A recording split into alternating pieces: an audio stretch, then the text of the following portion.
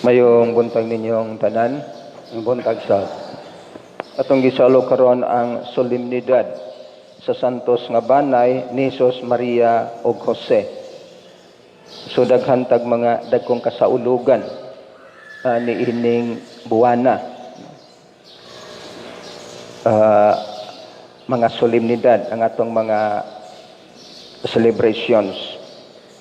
Ang balaang banay mga atong gihimong modelo sulundon sa Kristohanong pamilya. Pero gamay ra kayo ang istorya sa kinabuhi ni Hesus uban sa iyang pamilya nga nasulat diha sa Ebanghelyo o Biblia. Ang gisulti lang kanato dinhi sa Ebanghelyo diha ni San Lucas. Sa Lucas 2:39-40 nag-ingon, sa natuman na ni Jose ug ni Maria ang tanan nga gisugo sa balaod sa Ginoo, mipauli sila sa Galilea ngadto sa lungsod sa Nazaret nga ilang gipuy-an. Ug mitubo ang bata ug nahimong kusgan. Napuno siya sa kaalam ug ang panalangin sa Dios diha kaniya. So naatay background may tungod ni Jesus, no, nga napuno siya sa kaalam. Pero giingon sa Biblia nga siya nag-eskwela og mga rabbinic schools or kanang mga tag-as nga mga tulunghaan. Pero napuno siya sa kaalam. Unyang panalangin sa Dios diha kaniya. Ug ang ikaduha diha sa Ebanghelyo gihapon ni San Lucas 2:51-52 nag-ingon, mipauli si Jesus sa Nazaret uban kanila og nagmasinugtanon siya kanila. Kining tanan gititigan sa iyang inahan sulod sa iyang kasing-kasing. Og mitubo si Jesus sa lawas og sa kinaadman og gikahimut-an siya sa Dios og sa mga tao. So kining panahon na nag-edad na si Jesus og 12 anyos. Humani ini nahanaw na sa eksena si Jesus o ang pamilya. Pero nasayod ta nga pag ika-30 niya katuig o 30 years old nga nigawas siya aron pagsugod sa iyang pagpangalagad. Nga sa ato pa, gikan sa 12 katuig hantod sa 30 katuig, wala nay balita o record mahitungod ni Jesus ug sa iyang pamilya. So, diha siya nagpuyo sa pamilya, nahilom ang iyang kinabuhi.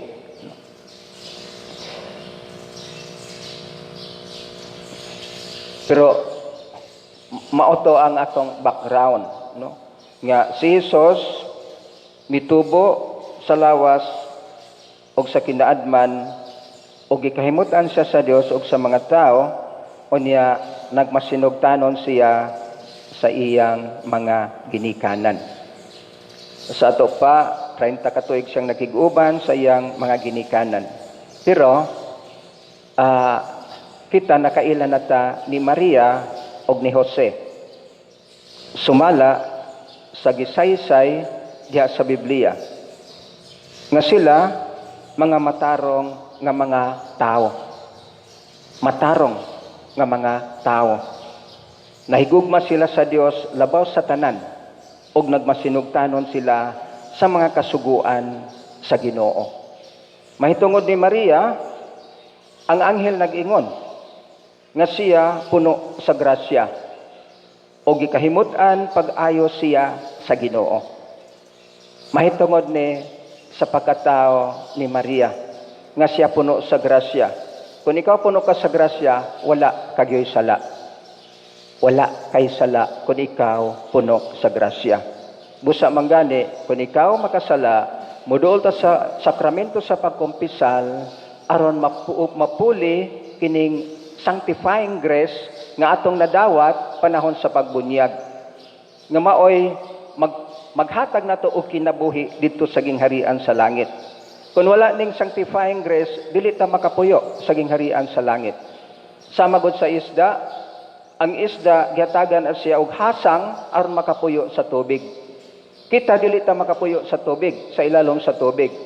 Kung gusto kang mupuyo sa ilalom sa tubig, hatagan kag hasang aron ka makapuyo. Kanang makaginhawa ka dito sa ilalom. So ang sanctifying grace mao ang atong gikinahanglan aron kita makapuyo sa gingharian sa langit. Pero ang magwagtang niini ang mortal sin. Sumao nga sa pagkasalanog ni Eva, mao ni ang gasa nga nawala diha kanato. Og pagkawala ning sanctifying grace, naa na tay strong tendency sa pagpakasala kaysa pagtuman sa kasuguan sa Ginoo. So nagkinahanglan ta og grasya aron kita makatuman sa kasuguan sa Ginoo. Ug mao ni ang giingon ni San Pablo nga dili nato maangkon ang kaluwasan pinaagi lang sa atong kaugalingong katakos ug sa kaugalingon natong paningkamot ug sa kaugalingon natong pamaagi. Nagkinahanglan tag panabang sa Ginoo o grasya sa Ginoo. So nagkinahanglan tayo ning mga sakramento aron kita makasulod sa gingharian sa langit. So sa sakramento sa pagbunyag, nabalik kadtong grasya nga nawala nato sa dihang si Adan ug si Eva nakasala. Kining sanctifying grace ni anato.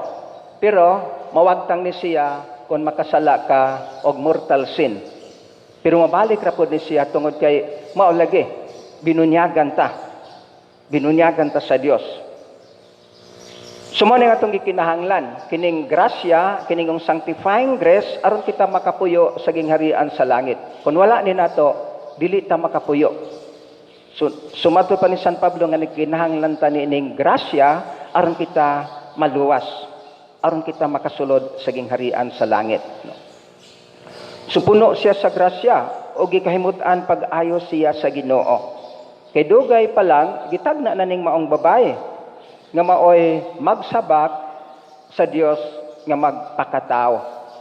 15 anyos no ngadto sa 16 anyos gitagaan nining kaakuhan himuong inahan sa Ginoo. Unya mahitungod ni San Jose ang Biblia naglarawan kaniya nga taong matarong. Matarong nga tao. Buti pasabot ning taong matarong, nagtuman sa kasuguan sa Ginoo. Sumuro bagipalabi niya ang Dios kaysa sa ubang mga butang. Nagihigugma niya ang Ginoo labaw sa tanan. Sumaon ni si San Jose. Sumo ni mao siguro ni nga gipili siya sa Ginoo aron himuong guardian. Ama-ama nining bata og protector sa kaputli sa mahal nga birhen. Kay hilabihan tingali po ning kalimpyo. Putli, no? Si San Jose. So kitang mga hugaw kay mga hunahuna wala ta niining dinhing dapita, no? So dili kita mahimo nga mo apil ta nining dapita. Lahi ng mga tao nga gipili sa Ginoo, no? Kay mga mapaobsanon, mga putli o mga matarong. Pero sa kunang gingon na amal nagi grasya ang Ginoo nga magtabang ka nato. Kung gusto kang magbalaan, sumabalaan ta kay puno man tas pagtulunan sa Ginoo. Kining atong simbahan ang nakapabalaan niini ang pagtulunan ni Kristo. Kay si Kristo balaan man. Kanang pag-ingon ni Kristo nga pag mahingpit ka mo kay ang Dios nga inyong amahan hingpit man ang iyang gipasabot ang pagkabalaan. Nga kinahanglang magbalaan ta sa atong kinabuhi. Kay ang Ginoo balaan man. So man ang tawag kanatong tanan nga kita magbalaan sa atong kinabuhi, no? So masalay pon man tang mga tao, pero kung imong i-apply ang mga pagtulunan sa Ginoo, mao ni ang magpabalaan kanimo. Kung imong i-apply or tumanon ang kasuguan sa Ginoo, kay ang mga balaod sa Dios mao gyud ang balaan, kay ang Ginoo balaan man. Sumatarong nga tao si Jose ug siyempre maampoon siya nga pagkatao kay gisaysay sa Biblia nga matag tuig moadto ni sila si Maria sa Jerusalem aron pag-apil sa dakong kasaulugan. Layo gud kayo ng Nazaret. Pag-apil sa dakong kasulugan matag tuig kining pangilin sa pagsaylo. ang pangilin sa pagsaylo mo na ang pinakadako nilang piyesta. Kay paghandom na nila sa dihang sila gipagawas gikan sa pagkaulipon nila sa Ehipto.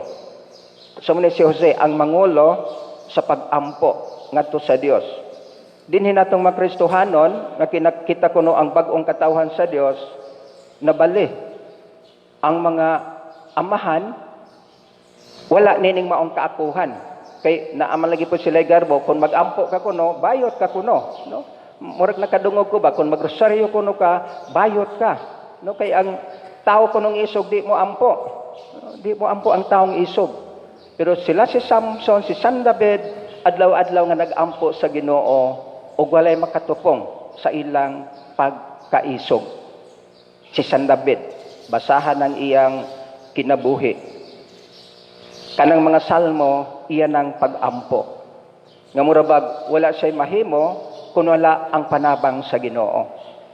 So kanang atong di pag-ampo sa Ginoo, garbura na, para nako. O sisahan lang ninyo, kung unsa na, para na garbura na, nga siya kuno isog, nga siya kuno maayong laki. Kinahanglan nitang mo ampo sa Ginoo, kay wala gitay mahimo, kung wala ang Dios. Unsa may dani mo, sa dihang ikaw na tao. May pagkatao nimo gadadaka og lab aron mahimo kang champion sa boxing. Pero wala. Idibilo po sa nimo ang gasa nga gihatag kanimo unya imo gyud ning tagaan og taas na panahon aron palambo aron mulambo diha kanimo. Maghago ka pod. Maghago ka gyud, no?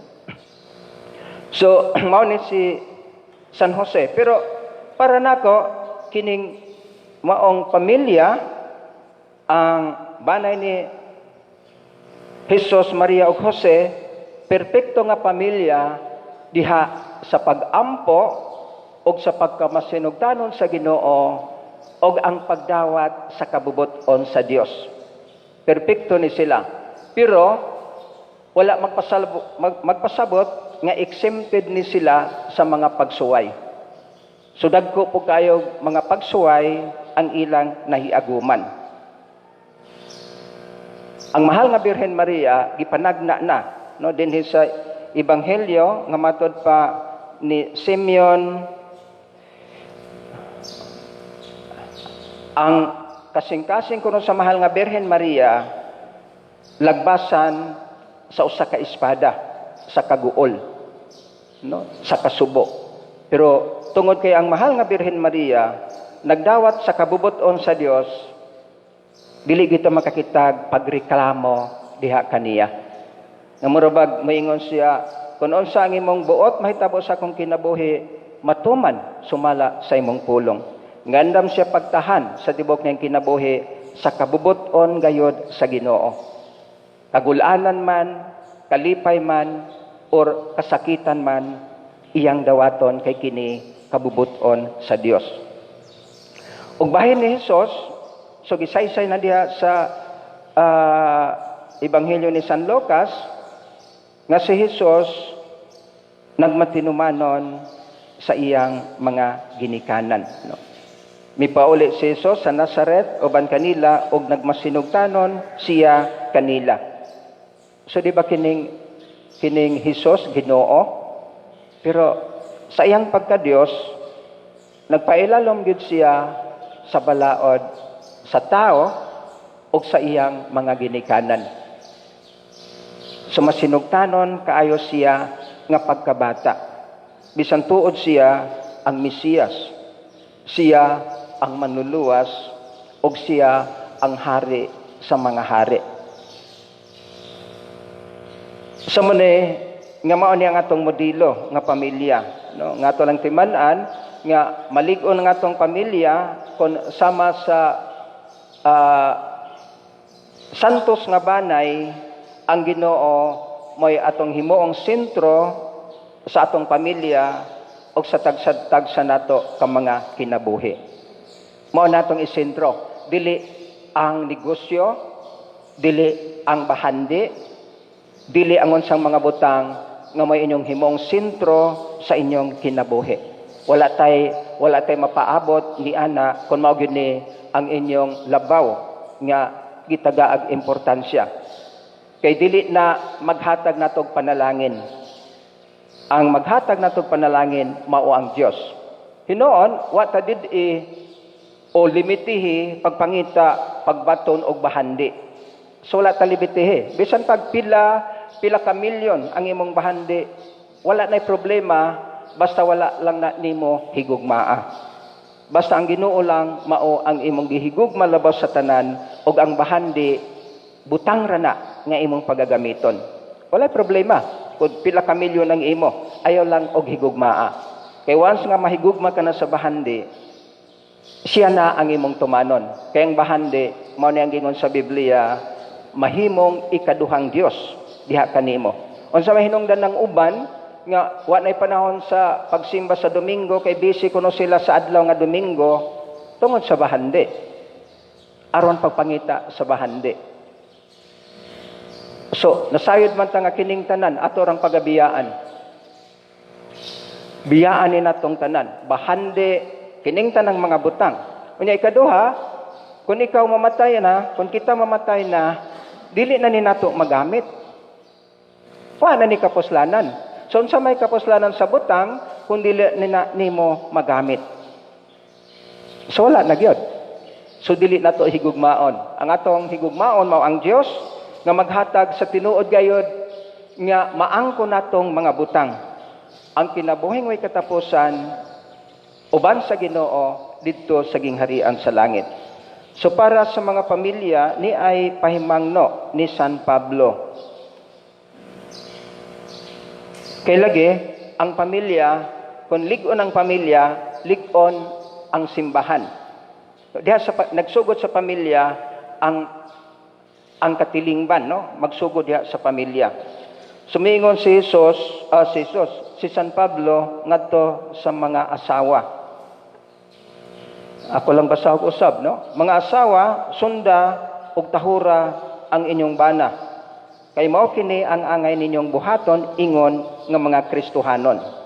So samarag mao ni ang sugo sa Dios. Nga kamong mga asawa inyong sundon ug tahuron ang inyong bana kay Kristohanon man ta. Noon dili na question, no? Kay nagmasinugtanon man gining mga asawa sa ilang mga bana. Gawas lang siguro sa pipila, no? Pero mao lagi kining pulong ngatong madungog atong i-apply, so mulambo kita. Unya ngadto sa mga bana higugma ang inyong asawa ug ayaw sila daog-daoga.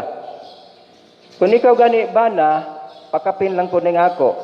Ya kung ikaw mo inom, unya mangulata ka gani og asawa, ayaw na lang pag-inom. Ayaw na lang pag-inom.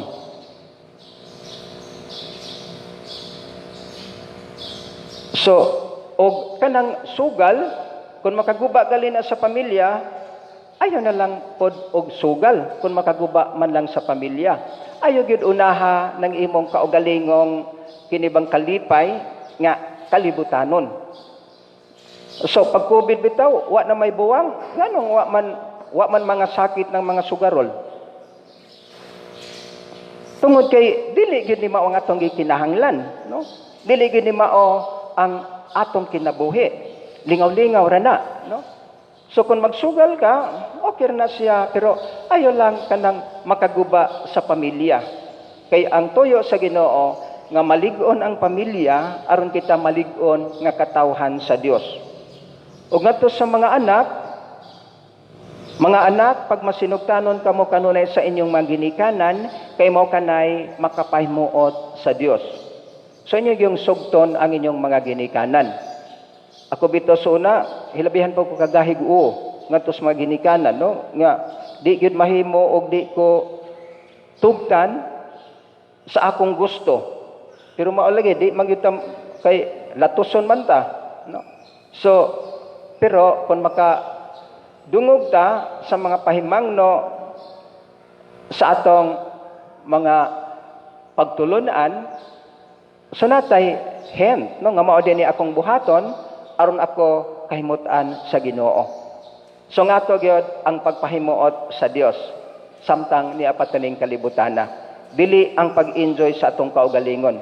Kay mo atubang ta sa Ginoo one on one.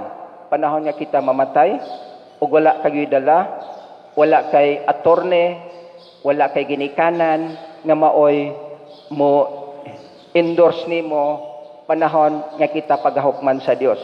One on one. Tali sa Dios ug kanato ug wa kay dala kundili ang imurang kaugalingon unya pagahukman ka sa Dios. So napay daghang mga pahimang nato diya sa Biblia pagpalambo sa atong Kristohanong kinabuhi o pagpalambo sa atong pamilya.